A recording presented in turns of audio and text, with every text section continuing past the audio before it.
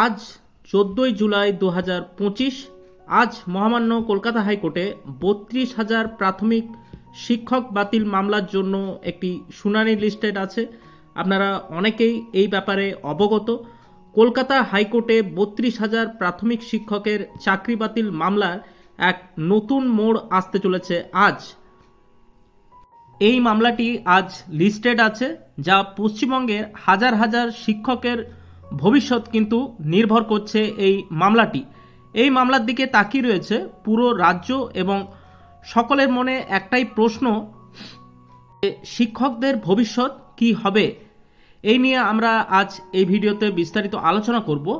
আপনারা আমাদের চ্যানেলে নতুন হয়ে থাকলে এবং এই 32,000 মামলার আপডেট পেতে আপনারা অবশ্যই আমাদের চ্যানেলটি সাবস্ক্রাইব করে রাখবেন। এই মামলা শুনানির পর এর যে আপডেট উঠে আসবে সেটি কিন্তু অবশ্যই ভিডিওর মাধ্যমে আপনাদের কাছে সেটি তুলে ধরব। মামলার নাম্বার হলো ম্যাট 873/2023।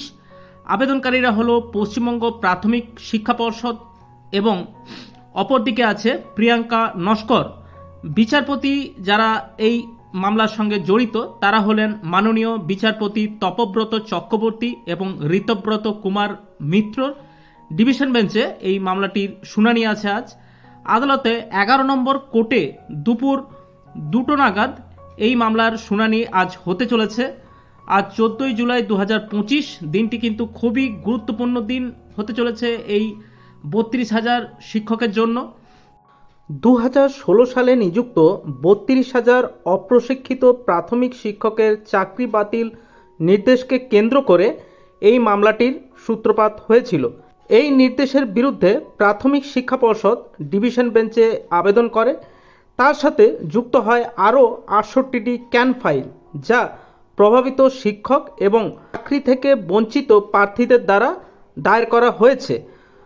আজ অর্থাৎ 14ই জুলাইয়ের শুনানিটি অত্যন্ত গুরুত্বপূর্ণ, কারণ এই প্রথমবার বঞ্চিত চাকরি প্রার্থীরা তাদের বক্তব্য আদালতের সামনে তুলে ধরবেন।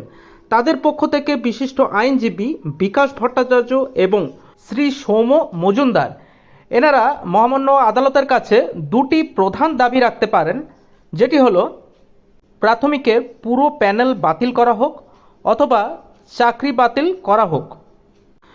আদালত সব পক্ষের বক্তব্য শোনার পর এই মামলার ভবিষ্যতের গতিপথ নির্ধারণ করবে। এই শুনানি থেকে স্পষ্ট যে আদালত কোন দিকে এগোতে চলেছে এবং 32,000 শিক্ষকের ভাগ্যে কি লেখা আছে, সকলের নজর কিন্তু এই আদালতের সিদ্ধান্তের দিকে থাকবে। অবশ্যই আপনারা আমাদের চ্যানেলটি সাবস্ক্রাইব করে রাখতে পারেন। পরবর্তীতে এই যে মামলার রায় বা এর মামলার আপডেট আসতে চলেছে, সেই আপডেট নিয়ে অবশ্যই সেটি আপনাদের কাছে তুলে ধরব। এই মামলাটি পশ্চিমবঙ্গ শিক্ষা ব্যবস্থার জন্য একটি অত্যন্ত গুরুত্বপূর্ণ এবং ঐতিহাসিক মুহূর্ত হতে চলেছে। এর ফলে আগামী দিনে শিক্ষক নিয়োগ প্রক্রিয়ার একটি বড় ধরনের পরিবর্তন আনতে পারে বলে মনে করা যাচ্ছে। এই মামলার উপর নজর রাখবো আমরা এবং তার সাথে আপনারা আমাদের চ্যানেলটি সাবস্ক্রাইব করে রাখতে পারেন। আজ এই পর্যন্তই, ফিরে আসছি মামলার পরবর্তী আপডেট নিয়ে। ধন্যবাদ।